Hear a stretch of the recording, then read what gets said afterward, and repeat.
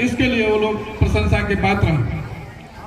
आज इस कार्यक्रम के मुख्य संयोजक और कार्यक्रम में प्रतिभाग करने वाले श्री सुभाष चौधरी जी, श्री योगेंद्र मौर्य जी, श्री राजेंद्र प्रताप सिंह जी, श्री जियालाल प्रजापति जी, श्री पुष्पेंद्र पटेल जी, श्री संतोष वर्मा जी, श्री दीपक चौधरी जी, श्री संग्राम सिंह अब फिल्म अभिनेता जो अभी चले गए हैं, इन सभी लोगों की उपस्थिति रही।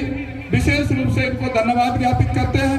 और इस कार्यक्रम के आयोजन में मुख्य भूमिका अदा करने वाले श्री चंदन पटेल, श्री नवरत्न वर्मा, श्री गया प्रसाद वर्मा, श्री रामेश्वर पटेल, श्री स्वराज पटेल, श्री उमेश वर्मा, श्री ब्रजेश पटेल, श्री विनोद वर्मा, श्री राजेश वर्मा प्रबंधक, श्री समाराम वर्मा, श्री अरुण वर्मा, श्री नरसिंह देव वर्मा जी को हार्दिक धन्यवाद देता हूं, उनका स्वागत करता हूं।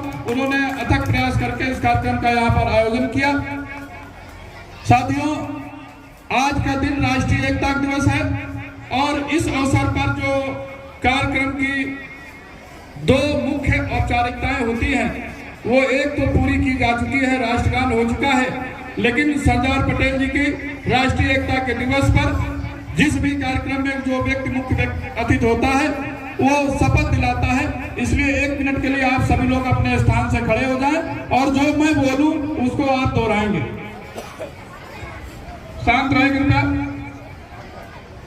मैं सत्यनिष्ठा से शपथ लेता हूँ, सत्यनिष्ठा से शपथ लेता हूँ कि मैं राष्ट्र की एकता, अखंडता और सुरक्षा को बनाए रखने के लिए स्वयं को समर्पित करूंगा और अपने देशवासियों के बीच यह संदेश फैलाने का प्रयत्न करूंगा।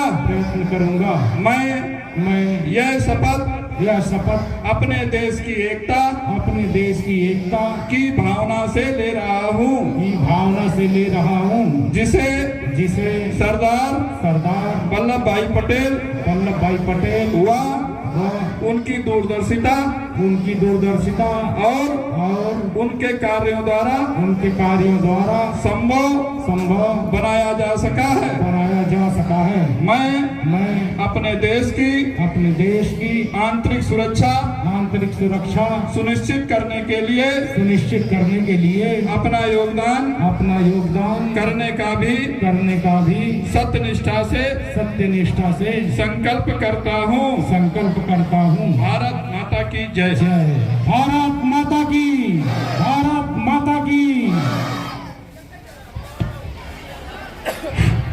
आज का दिन स्वतंत्र भारत के लिए एक राष्ट्रीय पर्व का दिन है और पूरे भारत में, पूरे राज्य में सरकारी तौर पर और निजी तौर पर विभिन्न कार्यक्रमों का आयोजन किया जा रहा है।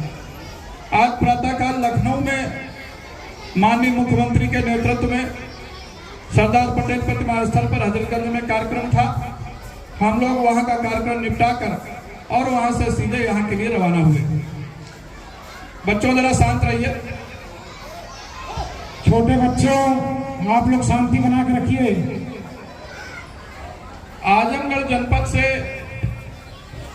व्यक्तिगत तौर पर मेरा काफी जुड़ाव या लगाव रहा है।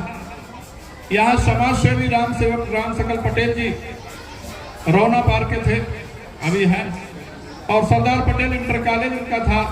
उस कॉलेज में कई बार उनके कार्यक्रम में वहां पर आया। इसी के साथ अतरौलिया में राजा बेनी माधव सिंह, राजा जयलाल सिंह की परिवार वालों से मिलने भी मैं एक बार यहाँ पर आया। आजमगढ़ के मान सम्मान को बढ़ाने के लिए, आजमगढ़ के वीर सेनानियों को सम्मान देने के लिए कुरुम छत्री सभा लखनऊ द्वारा हजरत महल पार्क लखनऊ के पास हजरतगंज में लखनऊ में राजा जयलाल सिंह की प्रतिमा की स्थापना करवाई गई।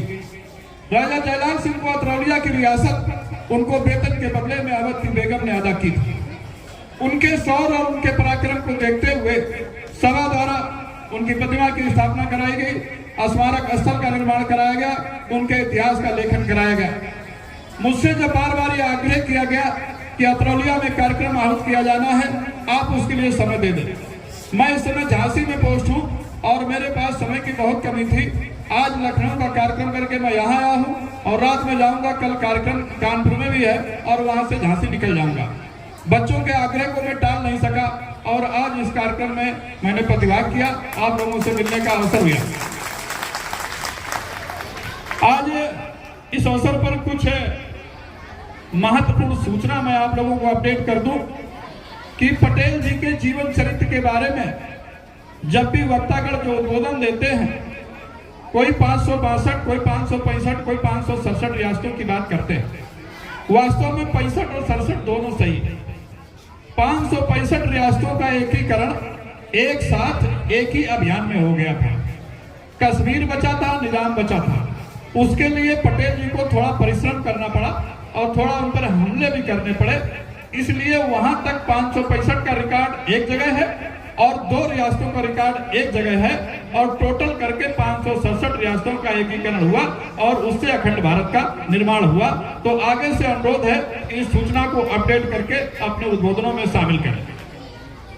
सरदार वल्लभ भाई पटेल जी के जीवन चरित्र पर, उनके जन्म स्थान के बारे में काफी सूचनाएं दी जा चुकी हैं और इस भारत में, इस संघर्षशील भारत में जिस समय भारत की आजादी के लिए स्ट्रगल चल रहा था, संघर्ष चल रहा था, 1857 के बाद लगभग 40-50 साल बीतने के बाद 1910 से और 15 के बीच में एक नई विचारधारा का जन्म इस हिंदुस्तान में होता है।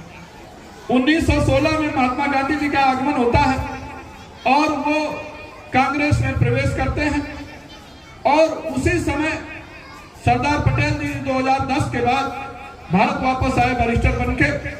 वो गुजरात चले गए, वहां की नगर पालिका के चेयरमैन भी रहे और वहां पर वो राजनीतिक परिषद की अध्यक्षता भी उन्होंने वहां पर करी। उसी समय वहां पर किसान आंदोलन हुआ और किसान आंदोलन के दौरान उन्हें जो सफलता प्राप्त हुई तो वहां की महिलाओं ने उनको सरदार कहकर संबोधित किया और महात्मा गांधी जी ने भी उनको सरदार कहकर संबोधित किया। इस प्रकार सरदार वल्लभ भाई पटेल को सरदार की उपाधि वहां से प्राप्त हुई। सरदार वल्लभ भाई पटेल की तुलना जर्मनी के बिस्मार्क से की जाती है। बिस्मार्क ने जर्मनी में कुछ टुकड़ों को मिलाया जो टुकड़े जर्मनी से टूट चुके थे और वल्लभ भाई पटेल ने इस पूरे भारत के टूटे हुए टुकड़ों को मिलाया जिनकी संख्या 567 थी। इसलिए बिस्मार्क की तुलना में सरदार वल्लभ भाई पटेल कई मील आगे हैं और कई स्टेयर्स आगे हैं। हम बिस्मार्क के आगे पटेल जी को तुलना नहीं कर सकते। बिस्मार्क बहुत छोटे थे, पटेल जी ने जो किया वो बहुत बड़ा काम था। सरदार पटेल के मूल रूप से 3 सिद्धांत थे और वो 3 सिद्धांत थे। स्ववंश को सुधारो। जिस समय 1946 में अंतरिम सरकार बनी उस समय शिक्षा का अभाव था और लोग पढ़ने में ध्यान नहीं लगाते थे और उन्होंने दूरदर्शिता से यह भाप लिया था कि इस हिंदुस्तान की उन्नति जब हो सकती है जब शैक्षिक दृष्टिकोण से यहाँ के समाज को हम आगे ले जाएं। स्ववंश सुधारो से इनका आशय यही था कि अपने बच्चों को टेक्निकल एजुकेशन की ओर ले जाएं, अपने बच्चों को हायर एजुकेशन की ओर ले जाएं।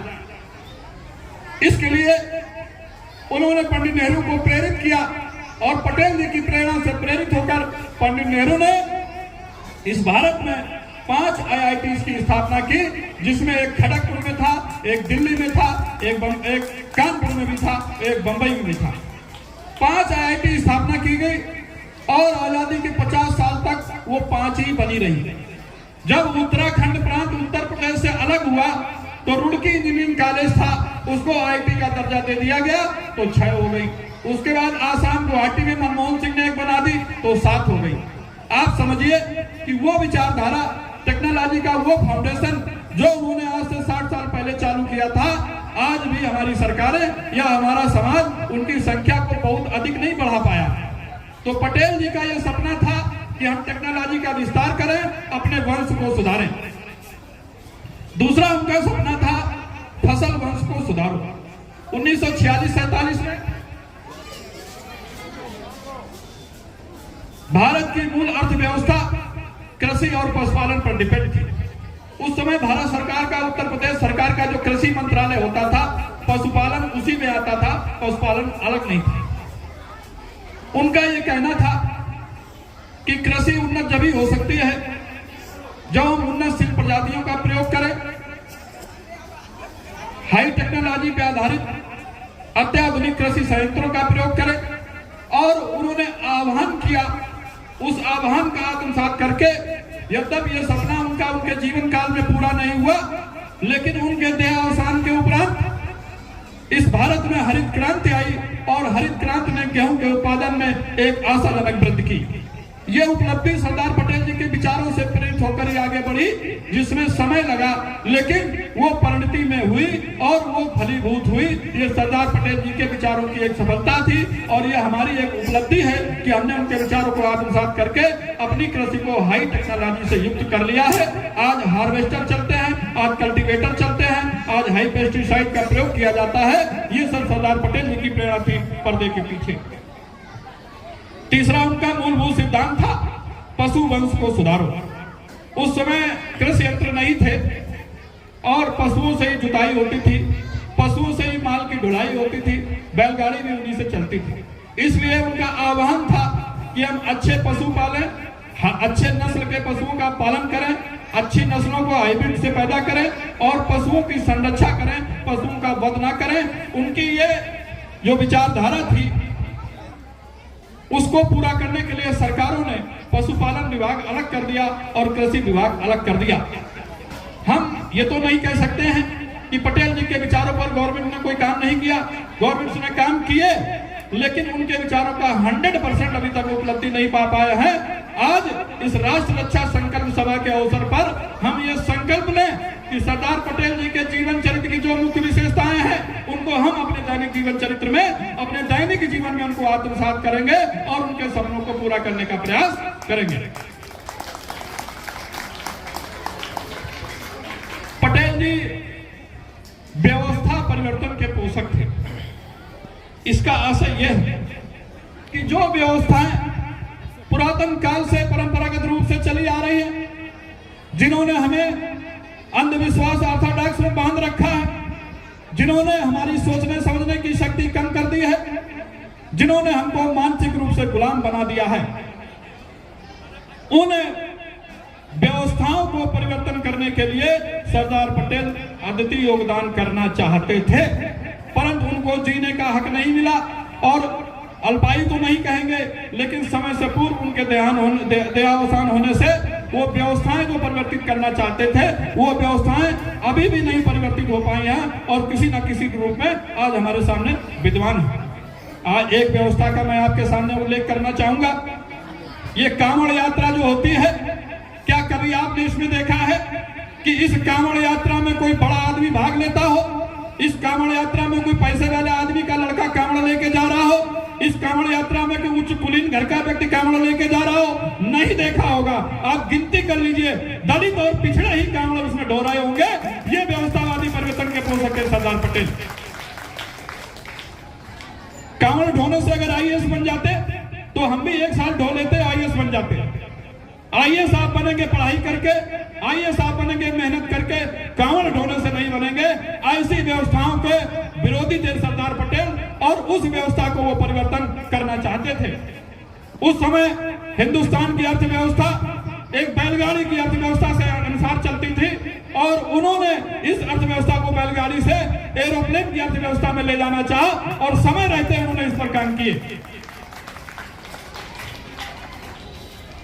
जिन जिन देशों में, कंबोडिया एक देश था, कंबोडिया में पुरातनवादी व्यवस्थाएं चल रही थी, कंबोडिया में बैलगाड़ी की व्यवस्था चल रही थी और वहां के नेताओं ने ऐसे विचारशील, ऐसे क्रांतिकारी विचारों को रख के जनता को जागरूक किया और राजकुमार नरोत्तम सिंह की सत्ता को पलट कर दिया और वहां पर व्यवस्था में परिवर्तन हुआ और बैलगाड़ी की अर्थव्यवस्था को उन्होंने एरोप्लेन की अर्थव्यवस्था में तब्दील किया।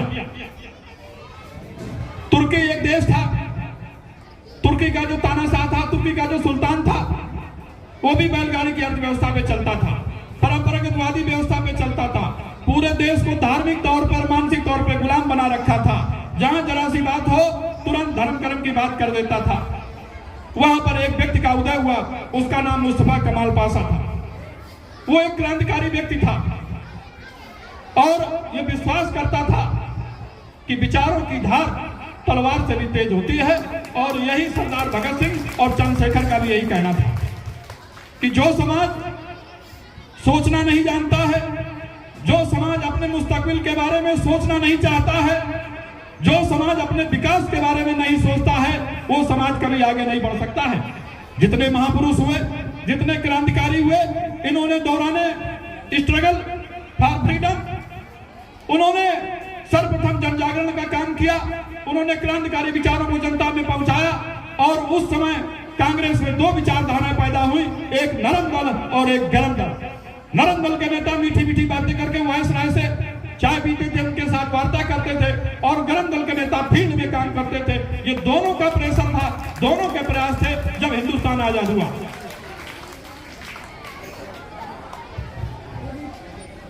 हम थोड़ी देर के लिए उस तरफ जाते हैं, विश्व के इतिहास की तरफ। मुस्तफा कमाल पाशा ने इन सभी चीजों से अपने को जोड़ा और अपने देश में क्रांतिकारी विचारधारा का बिगुल बजाया, और उसने वहां की सत्ता पलट दी, वहां की अर्थव्यवस्था को पलट दिया, वहां की व्यवस्था में परिवर्तन किया। अब आप कहेंगे कि सब कैसे हो सकता है? ये सब नेतृत्व से हो सकता है। जैसे अभी आपने कहा मौर्य जी ने कि हमें नेता नहीं, हमें नेतृत्व के बारे में सोचना चाहिए। कौन नेतृत्व हमें दे सकता है? कौन ऐसा व्यक्ति है जो अपनी जान कुर्बान करने के लिए खड़ा है?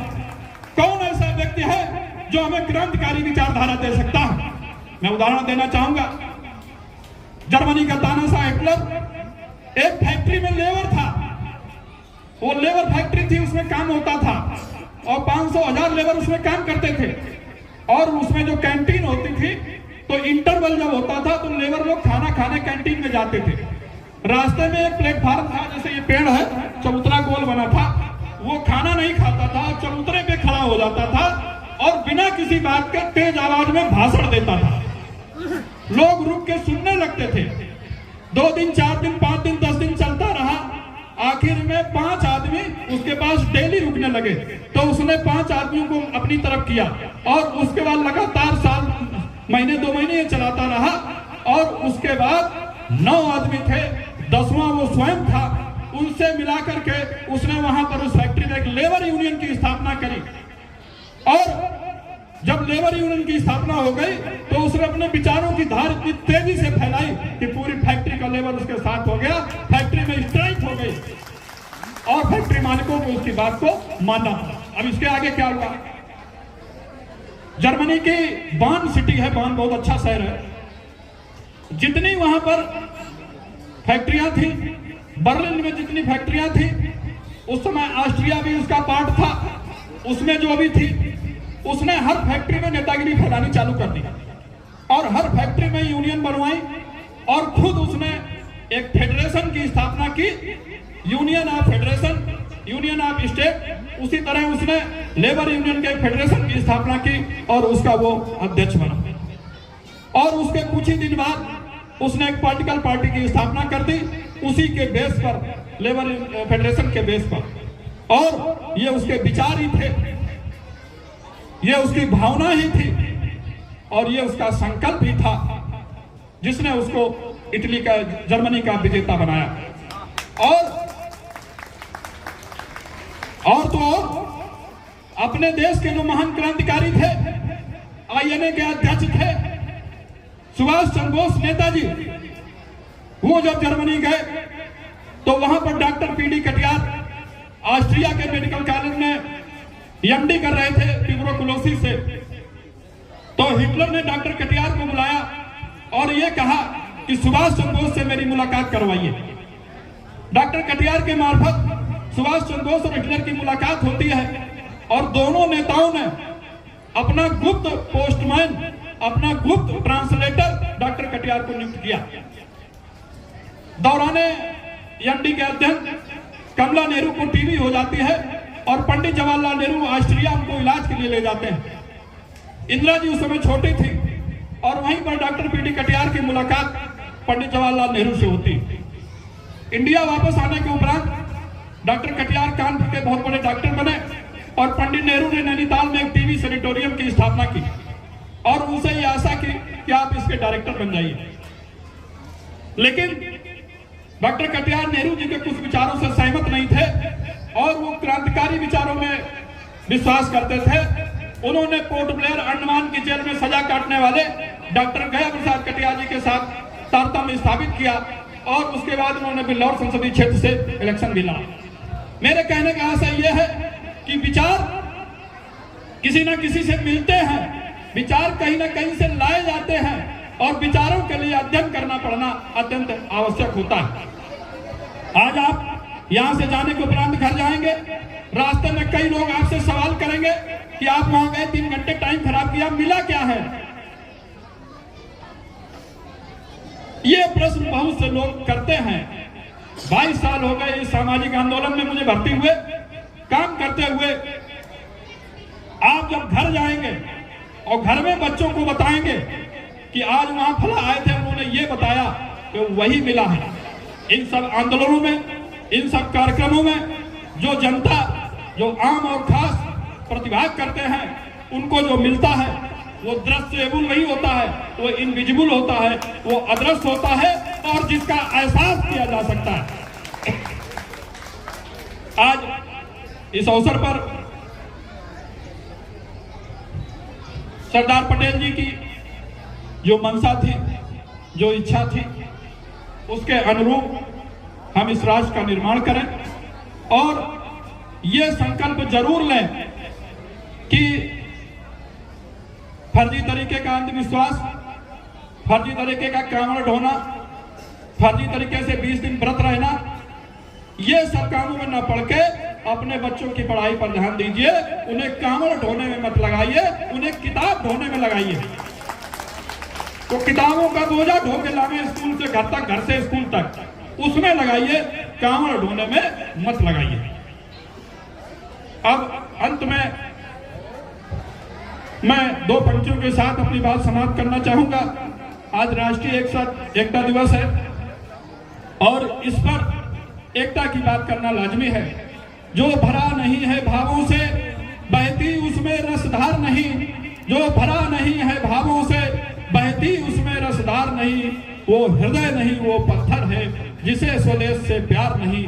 वो हृदय नहीं, वो पत्थर है जिसे स्वदेश से प्यार नहीं। इन शब्दों के साथ आज मैं आयोजक मंडल को बहुत बहुत धन्यवाद ज्ञापित करता हूं कि सुदूर लखनऊ से 300-350 किलोमीटर दूर इतने भव्य कार्यक्रम का आयोजन ग्रामीण स्तर पर किया गया। मैं कार्यक्रमों को करता रहता हूं, बड़े शहरों में भी जाता हूं। हर जगह कार्यक्रम की क्वालिटी स्टेटस अलग अलग होता है और ग्रामीण क्षेत्रों में कार्यक्रम की व्यवस्था करना अत्यंत कठिन होता है। ऐसे दुर्गम स्थान पर कार्यक्रम का आयोजन सफलतापूर्वक करना मैं विद्यालय के प्रबंधक और विद्यालय के प्रधानाचार्य को साधुवाद देता हूं, नरोत्तम पटेल को साधुवाद देता हूं कि वो उसका भविष्य उज्जवल हो। और आज मैं यहाँ पर एक बात कह के जा रहा हूँ कि जो बच्चे इस कार्यक्रम में लगे रहे, और ज्यादा बात तो मैं नहीं करता हूँ, अगर वो इसी तरह लगे रहे तो एक दिन बहुत आगे जाएंगे, बहुत आगे जाएंगे।